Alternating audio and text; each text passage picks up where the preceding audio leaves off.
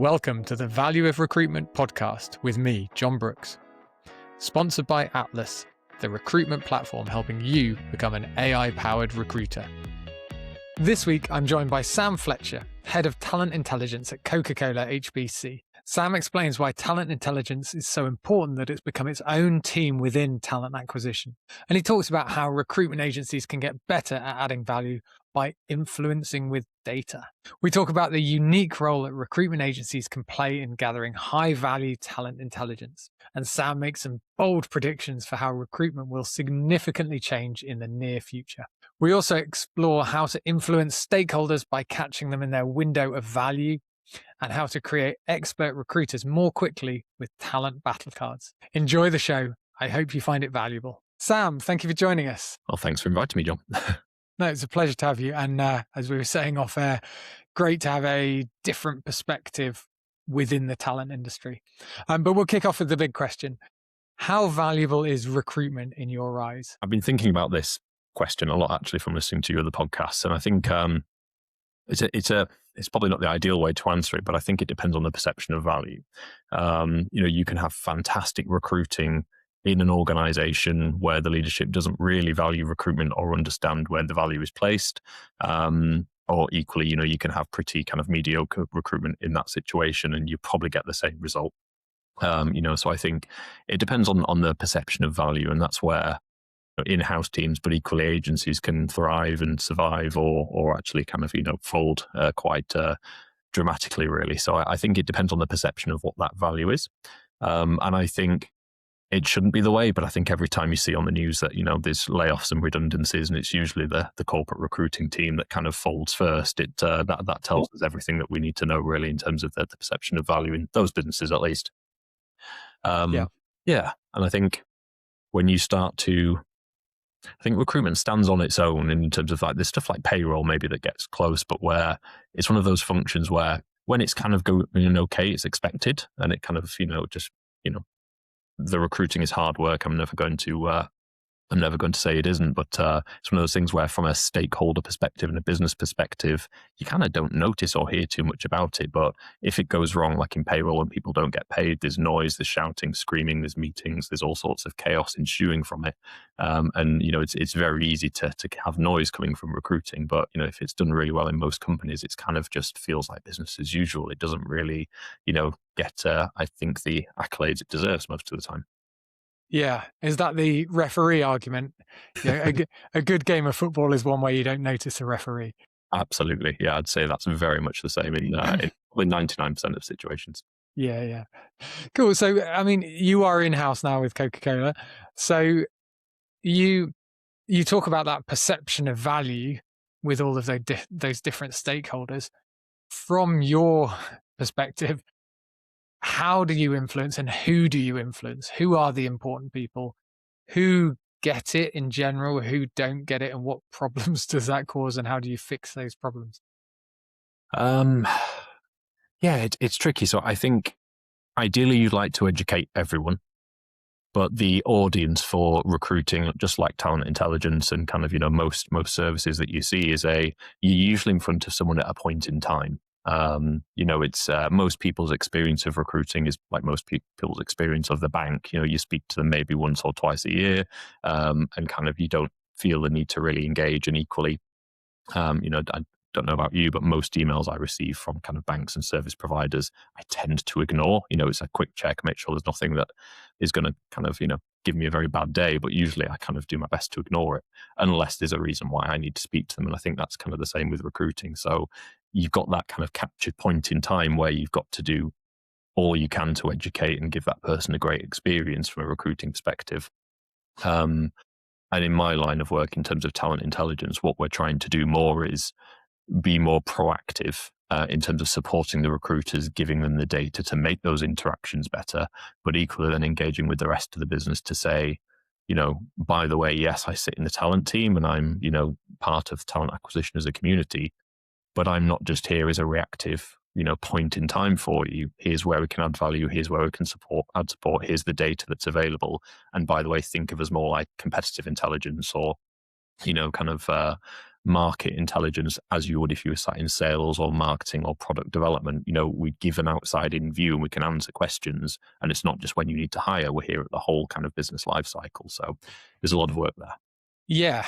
I mean, that sounds really difficult because, as you've described, a lot of stakeholders in a business will say, oh, only now is recruitment important to me. Yes. So suddenly it's on their radar, but it hasn't been. And yet you're running the bit of talent that's saying, hang on, this is strategic, well, as is so much of talent, but this is particularly long-term planning that can really help us succeed strategically. And they are used to talking to people from talent when they need them. If we go with the bank analogy, it's, well, the bank always emails me saying, this is an important message you must read. So, but they send me 24 a year, so I ignore them. And I'm sure one of them is like, hey, we've created this incredible app that would solve all your problems for the long term. But yeah, sadly, it gets ignored. Because talent intelligence is, I think we both agree, really, it can be really excitingly powerful, but it's relatively rare, or I would argue it's not seen by most people. So just take a moment to explain what talent intelligence is and what specifically you do and the impact and the value, I guess, it creates in your business. Absolutely. So talent intelligence is one of these things which goes by a lot of definitions. And I expect if you got 100 HR and business leaders in a room, you'd have 100 different definitions and interpretations quite easily. And it's quite a new thing, really. I mean, it's by recruitment standards, it's still a bit of a baby. In terms of what we do is we look at labor market data, we look at competitor activity, we look at economic data almost in terms of the countries that we operate in and decide, okay, well, what is the impact for us as a business from that, whether it be hiring, whether it be retention, whether it be, making sure our business is kind of benchmarked and operating in the right way from a people and an organizational design perspective. It can be all of those things. So we can do very, very simple things from looking at, okay, we'll take one of our job descriptions.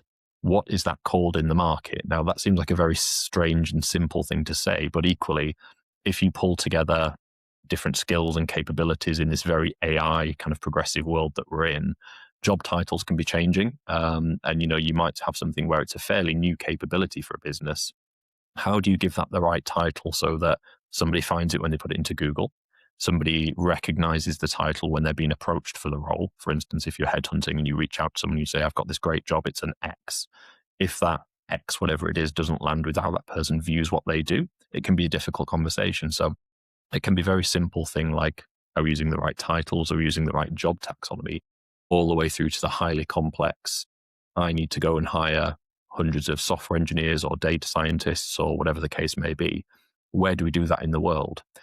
You're looking at a real estate lens, you're looking at tax lens, you're looking at employment legislation lens, you're looking at supply and demand, you're looking at universities, you're looking at gender, diversity.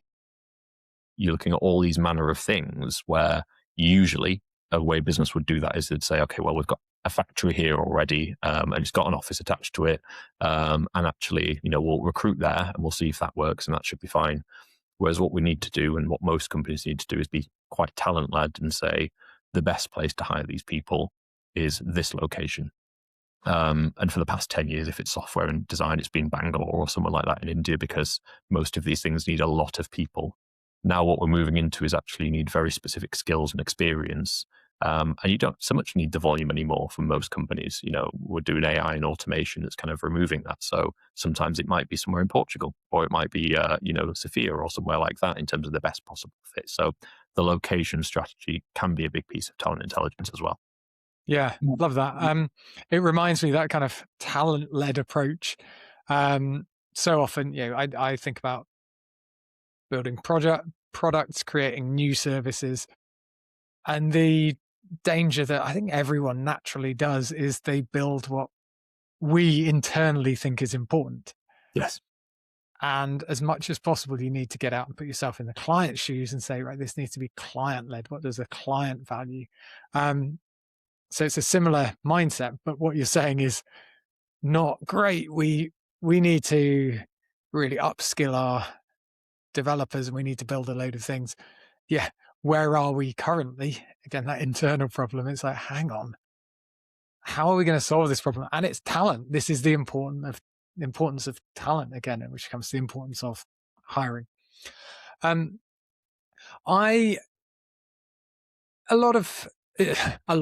Some recruiters I work with, some agencies I work with, I think the more progressive ones say, hang on, we are more than just get a short list of candidates, present them, send over CVs, that kind of thing. They can see they're offering more value to their clients.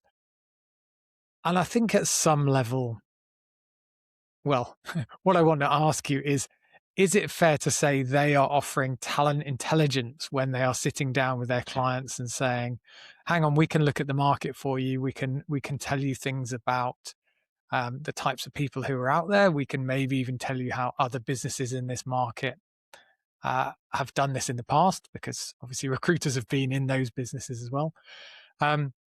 Is that talent intelligence, or am I underselling your expertise and your skills? No, it is talent intelligence, and it's a form of and a contributor to. So, we typically, and I typically, will talk, and other talent intelligence people will talk about the kind of two types of insight. You've got your human intelligence, which you get from conversations with people, and you get your open source intelligence from, the web and every other kind of repository where information might exist.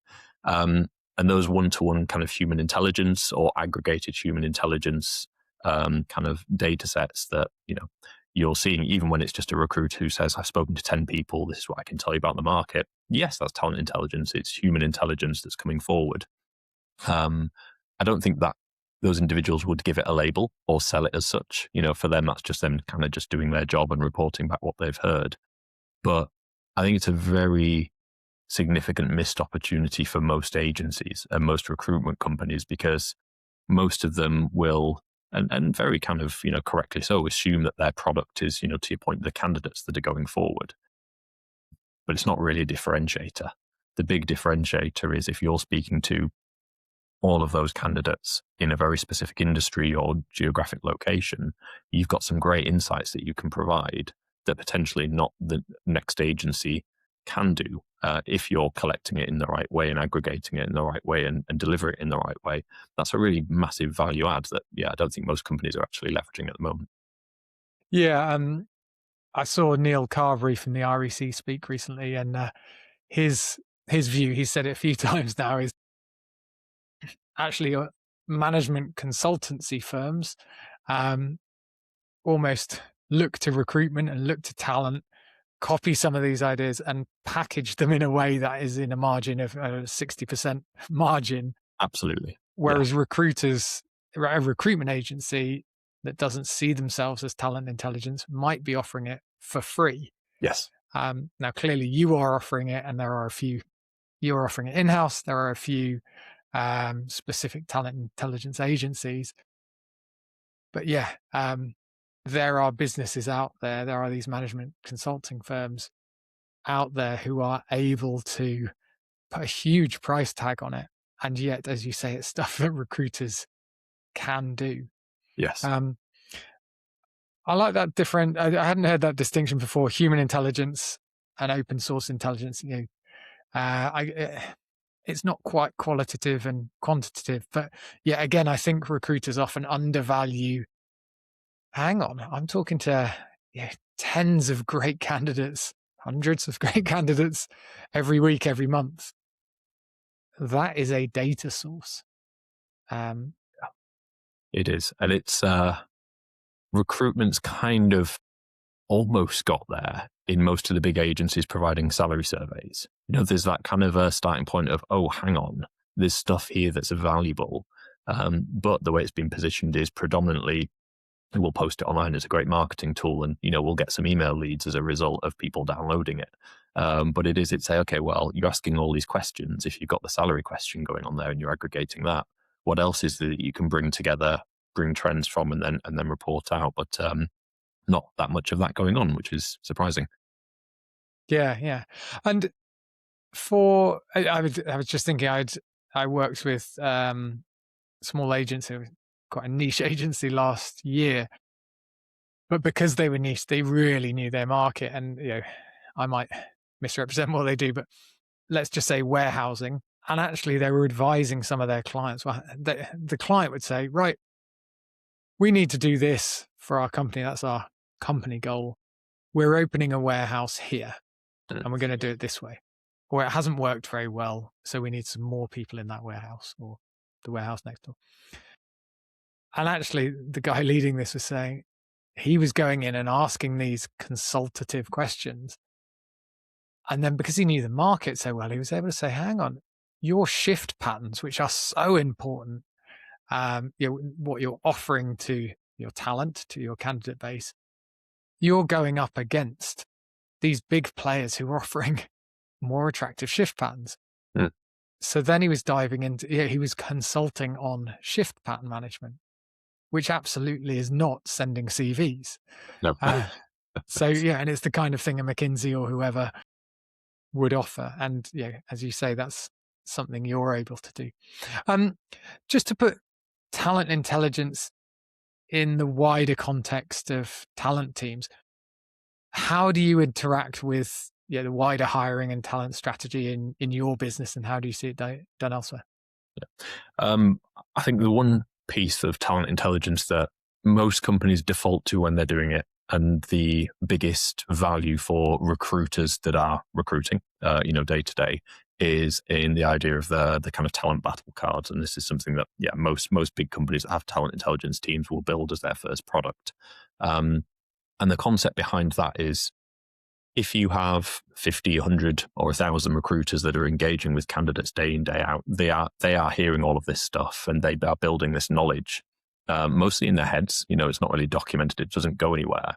But your recruiter on the ground in Nigeria, say, will know all about which companies are there, what they're offering, why employees would choose your company over theirs or theirs over yours, etc. But actually, if you can get a capture mechanism for all of this intelligence in a GDPR and data sensitive way and all this kind of stuff, you can then aggregate all of that across your business and then feed it back in a nice PowerPoint slide or a Word document or Excel, however you kind of want to do that. But you can offer that back out to the recruiting community so they can say, okay, I've got this role, I'm recruiting in this location or kind of this function. And they can quickly, very, very quickly become almost industry experts in terms of what the competitors are, what their employee value proposition is, how to sell your business in that market specifically, and what those candidates value. That's a value add to their conversations to the candidate, but also a value add to their conversations to the business.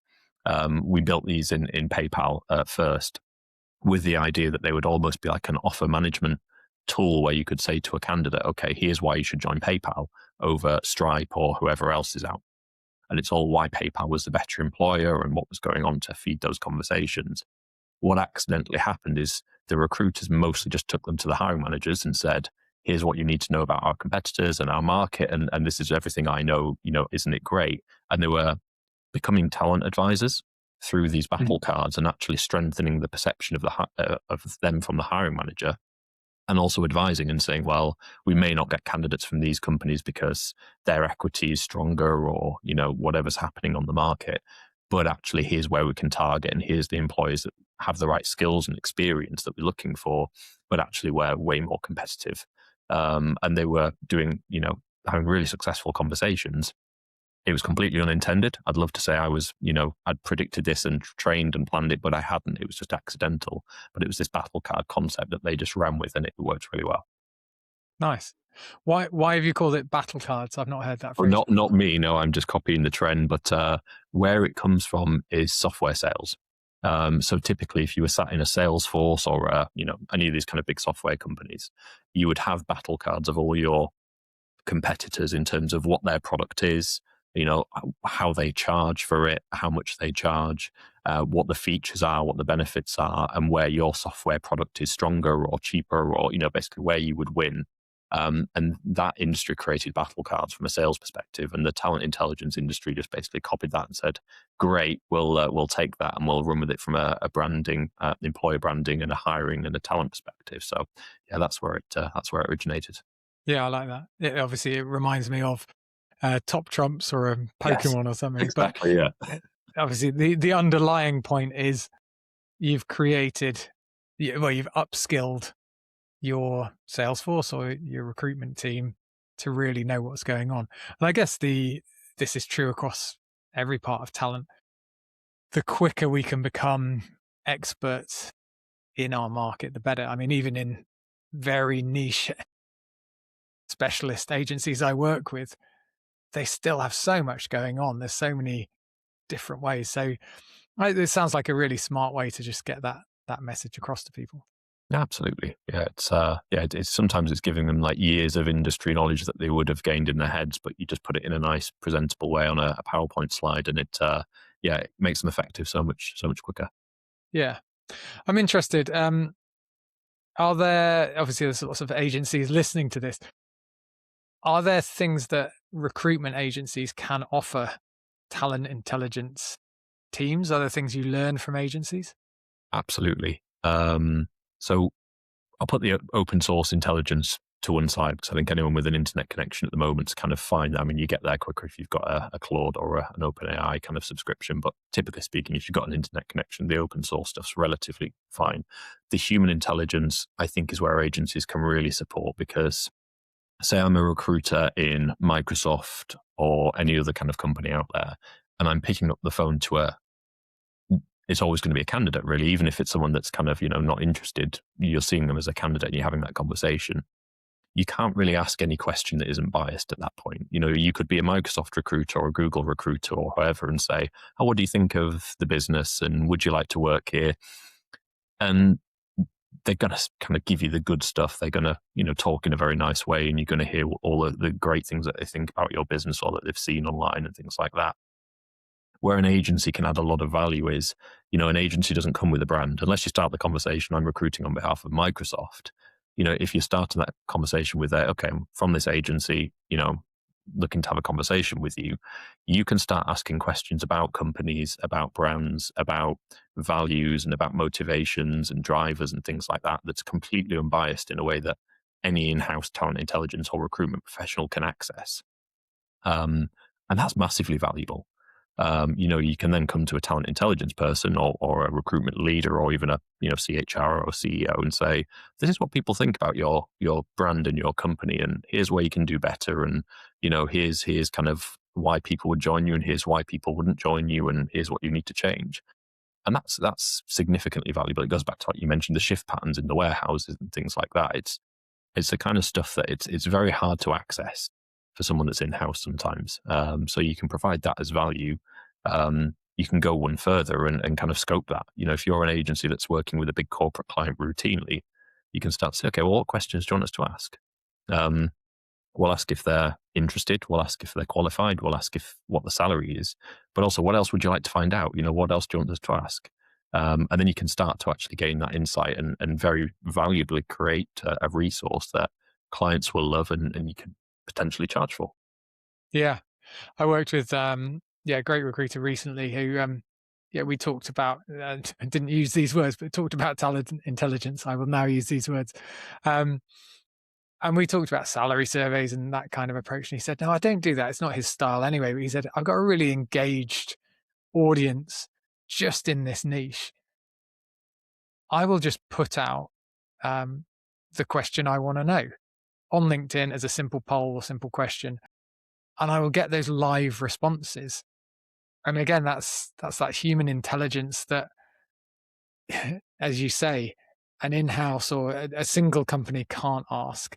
I think one of the things, I wonder if sometimes recruitment agencies, because we're the broker or we're the person in the middle of the deal, I think sometimes that's looked down on just conceptually. But actually there's huge value to that. The being decoupled or being unbiased. Of course you're supporting your client. But you can see the bigger picture, and people will tell you the bigger picture. Absolutely. Yeah. It's you kind of, I always kind of think about it in terms of a marketing agency. There's a reason why most of these big companies pay millions to, marketing and branding agencies to find out what do people like, what do they dislike, what kind of would they be interested in, what do they think. recruiting can provide that, and then also, by the way, make the introduction to the person to hire them, and that can almost be the byproduct sometimes. It's a lot of the value is in the intelligence and the data that you're providing. Yeah, nice. So I often ask either how an agency stands out from the crowd, or how someone like you or a client sees agencies standing out from the crowd. From a talent intelligence perspective, what gets your attention? What makes you think, wow, that agency really knows their stuff, or that agency really adds value to us? Yeah, I think it's telling you what you don't know, or kind of helping you with some things. I think that's the challenge, isn't it? I think a lot of agencies will either take the route of, we know your industry really well. And if you say that to someone who's working in FMCG or financial technologies or insurance, it's like, okay, you're speaking to someone who works in the industry, so that's not really a competitive advantage at all. Yeah. Your other route is, we've got access to the best candidates. Like, well, I've got a LinkedIn license, so I can, do enough damage there. Unless you're in, China or somewhere where LinkedIn isn't technically available. I think it's that. It's telling me something that I don't already know, and telling me where the value sits in that partnership, because, otherwise it's just a cost conversation. You're a couple of percentage points per placement cheaper than the next agency. So, you need to do better than that, really. So I think it's that, the education, the telling me, the kind of things that I wouldn't be able to access, or where it can add a lot of value. And without just kind of, going on the website, putting my email address in and downloading an industry report, it has to be a little bit more targeted than that. Everyone is talking about AI-powered recruiters, but what does that actually look like? With Atlas as your CRM, it means every interaction with your candidate is automatically captured and searchable. If they mention their salary in an email, it's instantly recorded without you having to write anything. And behind the scenes, Atlas discovers every company that a candidate has worked for, the industries those companies operate in, as well as things like company size and description. All this means you can do your job much faster and add more value to your clients. To learn more about Atlas, go to recruitwithatlas.com. Yeah, I think this is obviously an ongoing conversation and a changing conversation with AI and what it's capable of. But I was reading something recently. Just data has been so valuable for so long and is obviously so key to what you do. But actually, it's the insights, and in our world, the human insights, that are really the unique differentiator when it comes to intelligence now. I could probably get, as you say, with little more than a ChatGPT, I could probably get most of the intelligence you were working on 5 years ago. Yes. Whereas, could I have unique conversations with specific people and get real depth and value? No, not without investing a huge amount of time and completely pivoting my life. So if you are the specialist recruiter, that's the value you offer. Absolutely. How is, if I've said AI first, I think I need a buzzer or something. So when you lose when you say AI, usually me. I don't love to talk about it. I know you do actually, but so it is interesting, and I know it's relevant to you. So how are you experiencing it? AI is changing this idea of accessible intelligence. So, talk us through what that's looking like for you, and if you can, connect it to recruitment agencies as well. Yeah, I mean, very, very tactically, the way we're kind of using AI and is that it's making everything accessible. So, whereas usually your ability to surface data and intelligence and knowledge would be based on, how tidy you keep your IT systems. If you've got a SharePoint system or a file storage system or a database or an ATS, how you've structured that and how people are inputting information and keeping it tidy would give you your access to information in the best way. But actually, you can have the messiest kind of, file structuring system and have things in Excel files and Word documents and Google Drives and knocking around all over the place. And as long as you don't have it in a paper copy piled up by the side of the desk, you put an AI on top of that, and suddenly It doesn't matter that it's messy. You can get people the right insights and intelligence and present it in a really like tidy and meaningful way. So very, very tactically, that's a great use of AI for me. And that's how we're using it and how we're seeing it used is that knowledge management and being able to surface insights at the right point in time. I think where there's the kind of opportunity for AI really is for me, it could go one of two ways for recruitment in particular, and we'll kind of keep it focused there in kind of an enterprise organization, because for me, I'm waiting. My prediction is always within 12 months, I think we'll see at least one of the big tech companies moving recruiting into the technology function.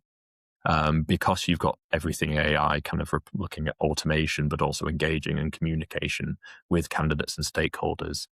I think we'll see one or two big companies moving AI into the technology organization. And I know we'll probably get a bit of flack for saying that, it's controversial, but I think that will happen.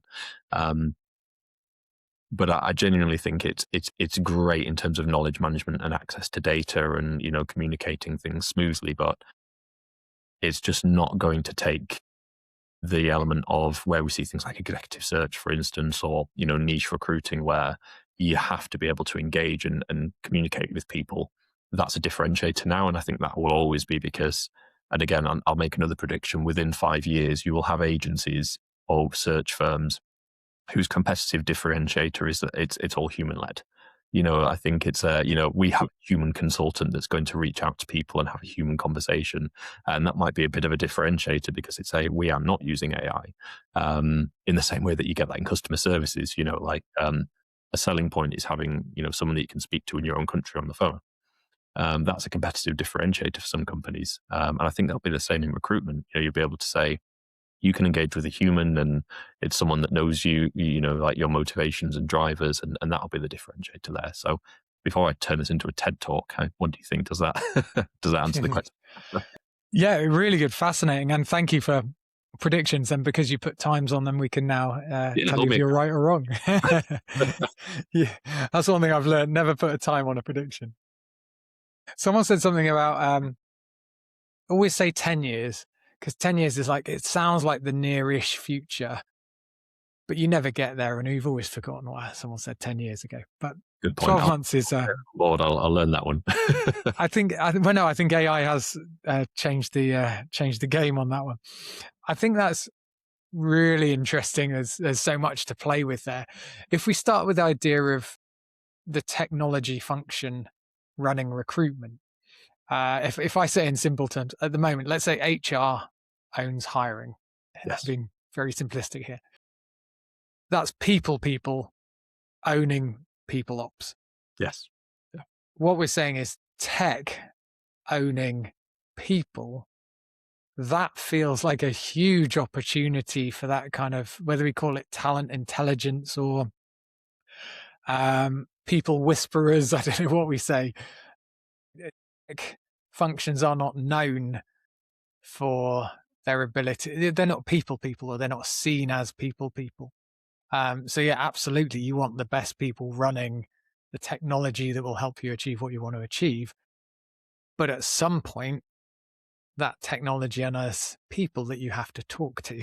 Yes. And either, well, how do you see this? Is that HR grumpily getting called into something they've lost control over, saying, "Oh, HR, can you do the difficult bit, please? But we're owning all the fun bits, and it's our budget, not yours." Or actually, there's a huge opportunity for good recruiters to be saying, "Hang on, we can either upskill you as a tech as a hiring owning tech function, or we can take on those difficult bits for you." Yeah. And I should probably backtrack a little bit and clarify. So when I kind of see it moving into the technology group, I think it's a business decision based on how they view recruiting. So if you think about, there's probably still some recruiting teams out there that sit within finance because it's a cost. It's how much do we want to spend for this? How much does it cost us? And I ignore those because I hate that concept. So I'm going to pretend that doesn't happen. Yeah. Thankfully, most HR teams now have taken recruitment and rightly so. But I think in that context, if you have a business where they just AI and automate as much as they can around the recruiting process, it becomes a technology function really at that point, because then you've just got people doing the last mile, let's say, of, the final offer negotiation, whatever it is. I also think it will probably happen because of a risk perspective and like an IT cybersecurity element, because when there's that much AI in the process, and actually we're seeing as much, but actually we're seeing generally in the industry, deep fake candidates, and we're seeing misrepresentations. I'm curious if there'll be a point where the IT function from a cybersecurity point says, we just can't have this liability anymore. We need to have the governance and the control over the technology, but also the audit from a cybersecurity endpoint device security side of things. But yeah, I think there will definitely be organizations where HR and technology come even closer together, and actually you may have a CHRO that also has a CTO responsibility. The two just fuse together, and it becomes like almost the typical HR and recruiting function times 1,000, because they're suddenly capable, much more capable from a technology perspective. So it could go either way, but it's based on how the company views it. And I think, yeah, it's interesting. So I think we have some great recruiters out there that are almost becoming technologists. They are living in a recruiting role, but actually when you look at how they're doing it, they're so technology enabled. And I think that's where recruiters really shine. We are probably some of the most adaptable beings sometimes, because recruiting is a bit of sales, and it's a bit of relationship management, it's a bit of technology, it's a bit of admin, it's a bit of audit, it's a bit of finance, it's kind of a bit of everything. So I think you see most of that flexibility in recruiting teams, and I think it's no surprise that a lot of recruiting teams, you're seeing the highest levels of AI adoption and adaption, because these people are just taking tools and adding efficiency to how they're operating. So yeah, it's curious to see how that's going to change. Yeah, I'll jump onto your. It's fascinating, and because you've said it's happened in 12 months, we'll track it, as I say. The 5-year, the long-term change in AI terms. I think that's a really interesting prediction of an agency's USP being, hey, we use people for our hiring. And we can laugh at it now because out of, in the wrong time period, it sounds ludicrous. But clearly in 5 years' time, so much of everything will be AI. But that, I just want to play with this idea because it shows how value changes over time. So if you went back to the 1970s and said, oh, yeah, if you've got a problem, you call your supplier. I think, that was pretty much the only way you could do it. You couldn't tweet them or anything.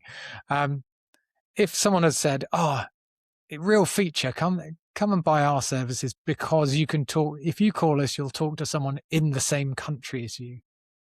That is just utterly ludicrous. Yes. It makes no sense. There's zero value to that because there was no other option. And yet, as we got into the 21st century, a lot of customers valued, hang on, I don't want to feel, I think that was a real problem, feel like I'm being put into a process. Yes. And you can almost hear the clicks and the whirs, and you can hear that you're far away. And I was always amazed how bad just the phone signal was. It's like it sounded far away. So my point is that value can change over time, and luckily recruiters are adaptable. Yes. So we shouldn't be selling the same thing that was valuable in the 2010s in the 2020s and into the 2030s. But the irony is some people will almost be selling as a premium product what was standard in the 90s and the 80s and the 70s.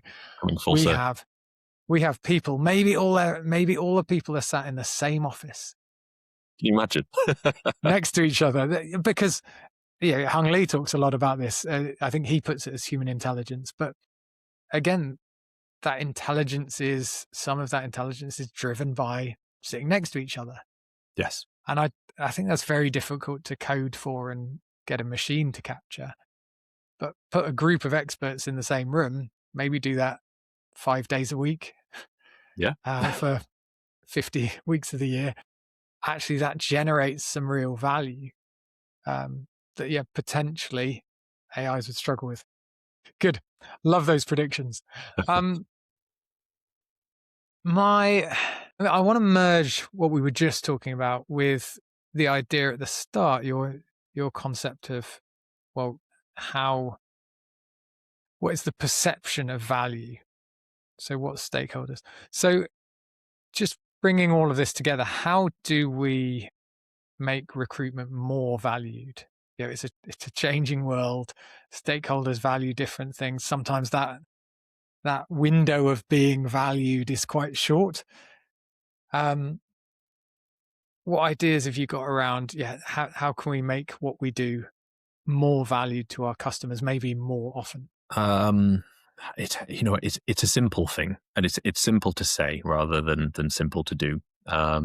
It is a simple concept. I think it's advising with data and facts and figures, and it's something that we've never been good at in terms of a recruitment community historically, because generally, if you kind of plucked any hiring manager out of any business that's worked with an agency or an in-house team and say, okay, what do you think about recruiting?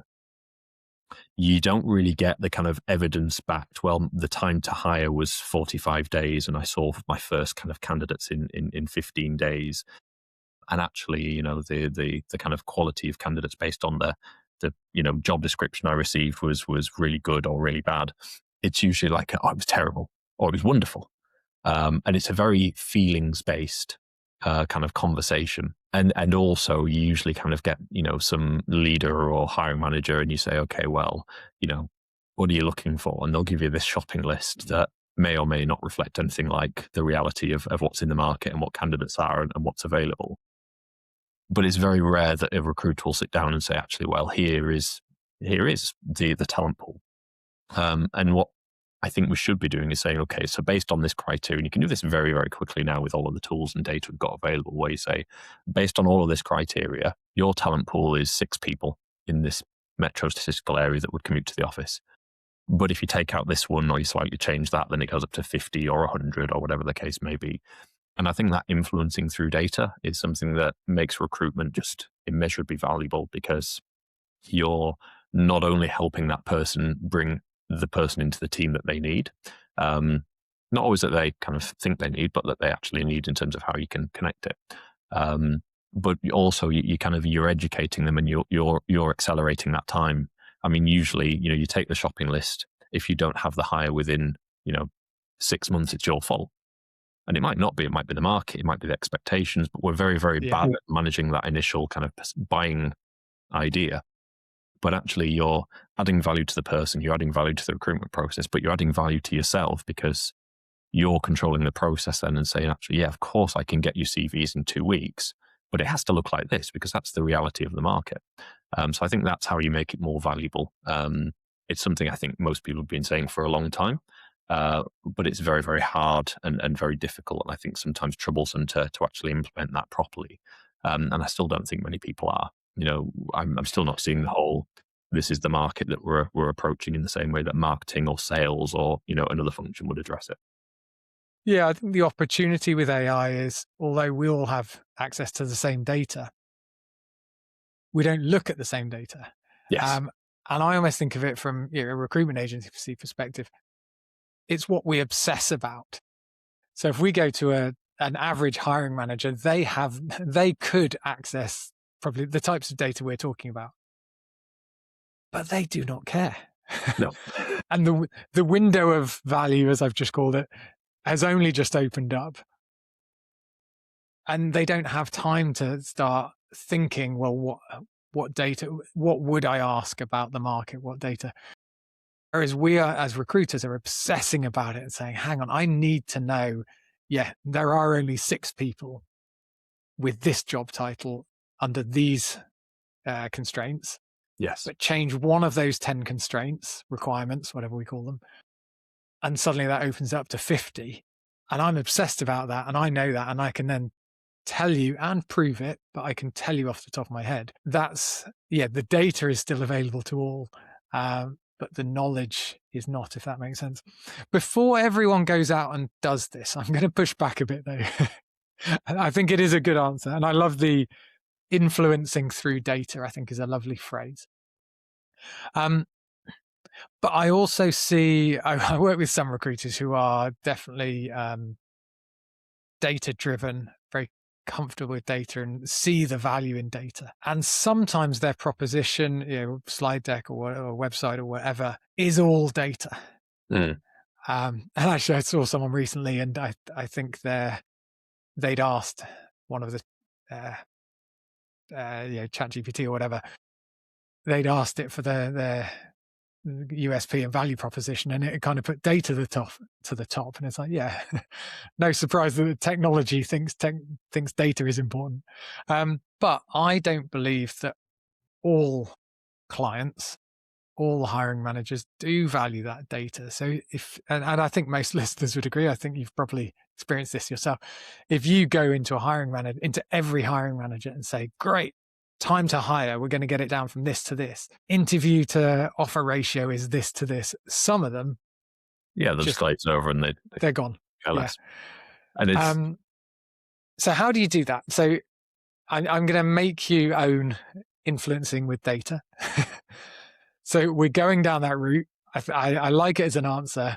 And then we've hit this massive barrier that some people don't seem to care. So what do you do if that's your approach? So we'll go right the way back, I think, to the start of the podcast or conversation where we talk about value, I think, there. And it's okay, well, all data is actually pretty meaningless unless you're connecting it to something or connecting it or deciphering it. And that's where the whole idea of intelligence comes from, right? You've taken something that is effectively ones and zeros or, data, and you've made it meaningful and you've given it a purpose or a story. And I think for this is, okay, what does that person care about? Because you could, rightly say, we've reduced time to hire to one hiring manager, and they say, great, I get my candidates faster. And you could take it to the next hiring manager and they say, well, I'm worried you're not doing a thorough enough process. Have we looked at the whole market and are we having the best of the best? Because that should take time. And actually, I don't want it done quickly. I want it done right. So I think a lot of the time it's bringing the value to that person or to that business with the data. And I'll kind of give one example of that. If you're looking at LinkedIn profiles and CVs and, speaking to candidates day in, day out, there's actually a really good data value from that where you can tell the business how the working world is changing. So one thing that we did very, very successfully at PayPal is we were actually advising on emerging skills. Because the problem with most businesses is they recruit based on what they think they need. And if you'd have asked a company what they needed in their technology organization, probably not that long ago, a couple of years, they probably wouldn't have said, this person's got to be able to, develop large language models and multimodal models and, someone who's going to be able to use all these kind of very strong technical kind of, natural language processing skills to work with AI. But what you can do is say, okay, well, this is how you've written the job description, or these are the skills that you're hiring for. But actually, what we're seeing is leading companies that are pursuing these capabilities, whether it's sales or AI or data or anything else. These are the skills that they're actually hiring for, and these are the skills that are really important. So actually, I'd suggest you change your job description actually and start hiring these skills, because you're going to be needing them in 6 months, 12 months, 2 years' time. Isn't it better now to hire people with these skills and put you at a competitive advantage than you panicking in a couple of years' time and trying to pay everyone 20% more on the salaries to try and hire these skills in when everyone's fighting for them? So something like that can suddenly, when you're speaking with a CHRO, CEO, or even like director or manager, that suddenly becomes very valuable from a recruiting data perspective, because it's impacting their business. It's something that they feel and that will actually see in their profit and loss and their kind of performance as a business. Yeah, connect it with the value, connect it with what that person's actually, paying attention to and cares about. Perfect. So just on that example, I loved it. You were advising the leadership teams, hang on, we're seeing leading tech companies asking for these new things. We need to get on that bandwagon And it was, before we miss out. Yeah, it was kind of this is the recommendation, because equally as well, it's up to the business leader what they want to do about it. So we'd say, here are the emerging skills, whether it's a software engineer role, a data science role, or a sales role. Here are the emerging skills. Here's what we see that our competitors doing. Here's what we see them asking for. Here's what the candidate skills are developing. What do we really care about this skill? Does this align with And then sometimes you have to translate and say, what is the impact of that skill, right? Having people with this skill allows you to do X, Y, Z, which impacts your business in this way or your product in that way. So it was a really powerful thing. And it allowed you to kind of say, okay, well, this is how things are changing, and this is how candidates are changing, and this is how demand is changing. And it gave us something that was almost predictive, which is what most data people want to do, right? The way that you manage data is usually, this is what's happened.